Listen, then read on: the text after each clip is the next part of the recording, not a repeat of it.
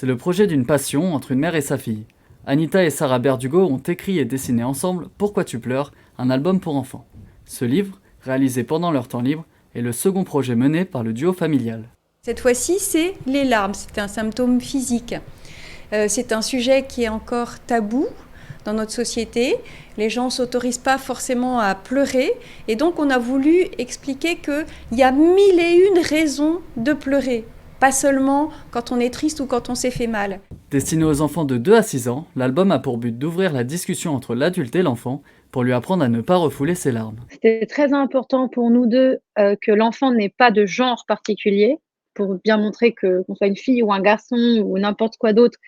Déjà, c'est pareil. Un côté un peu universel, en fait, de l'humain. Et l'objectif, c'est on pose la question « Pourquoi tu pleures ?» En fait, pour que l'enfant lui-même puisse prendre la parole et raconter sa propre expérience.